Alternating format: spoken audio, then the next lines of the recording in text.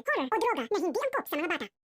Matinding emosyon ang nararamdaman ngayon ni Jenny matapos niyang malaman ang totoo.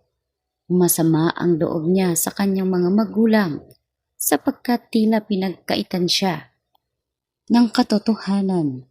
Kaya hindi niya maiwasan na damdamin ito at tinawagan niya nga si Nate. Hindi siya binigo ni Nate at pinuntahan siya nito. Dito ay kinausap nga ni Jenny at naglabas nga siya ng sama ng loob.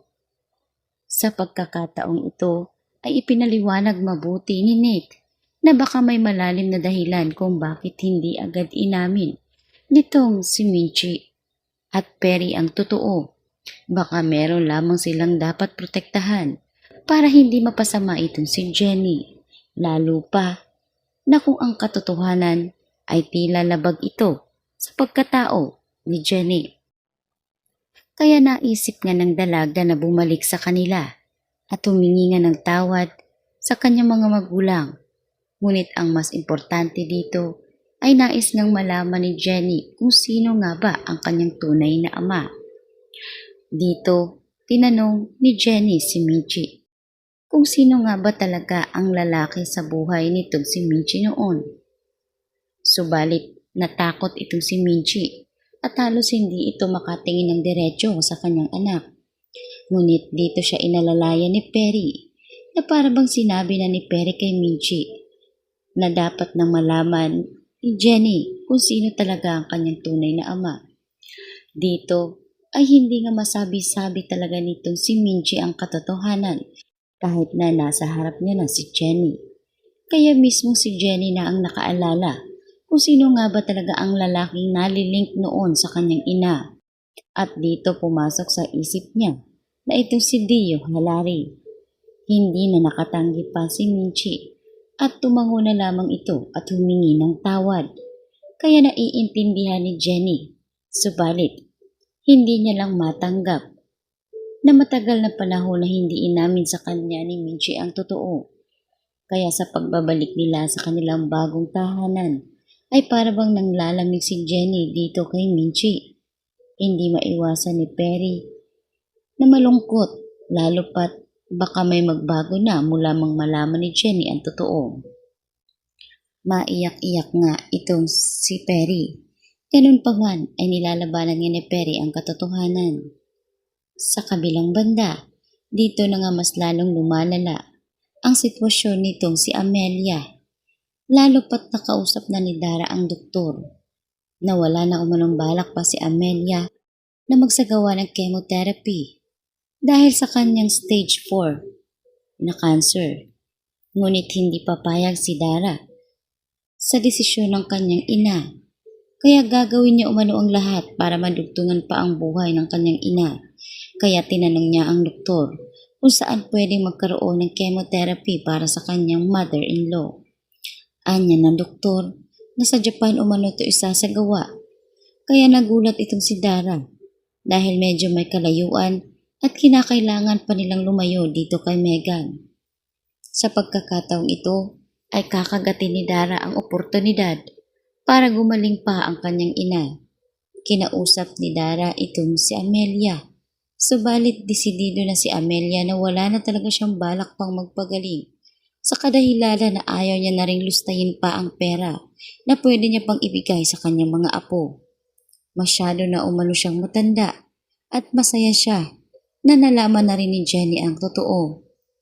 Ngunit pakiusap nitong si Amelia na sana ay magkasundo ang magkapatid bago siya mawala dahil ito na lamang ang nag-iisa niyang kahilingan. Tila hindi ngayon mapakali si Dara dahil mabigat ang inihiling sa kanya ni Amelia.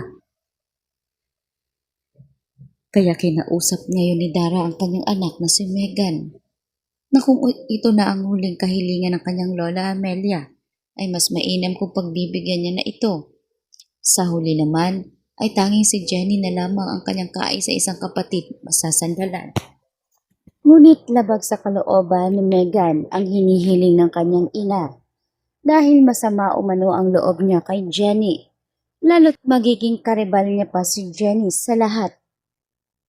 Inagaw na nga raw ni Jenny ang kanyang pamilya at lola. Pati ba naman sa mga kayamanan at ari-arian ay may kahati pa rin siya kay Jenny.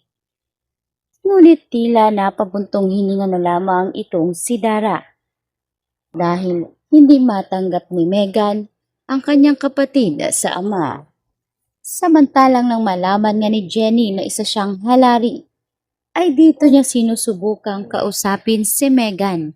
Subalit patuloy pa rin siyang iniiwasan ni Megan at sinabi nga nito na wag na siyang guluhin pa.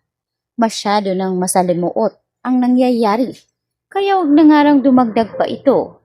Ngunit itong si Jenny ay patuloy niyang susuyuin si Megan, lalo pat nalaman niya na magkapatid sila. Niyakap ng sapilitan ni Jenny si Megan at agad siyang itinulak nito. Dahilan para mahulog itong si Jenny sa hagdan.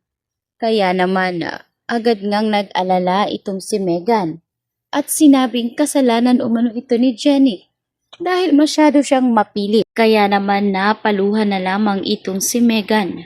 Sa sobrang sama ng loob at awa na rin kay Jenny, agad siyang pumasok sa loob ng kanyang bahay at nagmukmok sa kanyang kama. Kaya naman iniisip ngayon ni Megan na masyado niya na rin nasaktan si Jenny. Habang itong si Jenny ay umuwi na lamang sa kanila. Masama rin ang loob at hindi niya na rin pinansin ang kanyang mga magulang na tinatanong siya kung kumusta lang ang kanyang lakad. Dumiretso na lamang siya sa kanyang kwarto at doon umiiyak. Sinisisi niya pa rin ang kanyang mga magulang dahil kung sinabi lamang umano sa kanya ng mas maaga ay baka hindi ito umantong sa ganito kahirap. Ganun pa man ay sinubukan na lamang ni Jenny na bisitahin ang kanyang lola Amelia sa ospital nang kasalukuyan ding walang malay. Ngunit maya-maya pa ay dito na nagkaroon ng malay si Amelia. Natutuwa ito dahil sa wakas ay nalaman na rin ni Jenny ang totoo. Kinausap ni Jenny ang kanyang lola at sinabing kahit nalaman niya man ang totoo ay wala siyang balak na agawin kay Megan ang lahat. Mananatili siya sa kanyang mga magulang at kikilalanin niya bilang ama si Perry na siyang nagpalaki sa kanya. Kaya nagpapasalamat ito nga si Amelia dahil kahit nalaman na ni Jenny ang totoo ay pinili niya pa rin bumalik sa kanyang kinikilalang amang si Perry. Pero naway sana'y hindi makalimutan ni Jenny na ang kanyang tunay na ama ay si Dio Halari. Kaya naman naiintindihan umano ni Jenny ang nais iparating ni Amelia. Subalit humiling nga itong si Jenny na kung maaari ay magpa-chemotherapy ito at magpagaling para magkasama pa umano sila ng mas matagal. Nitong si Amelia.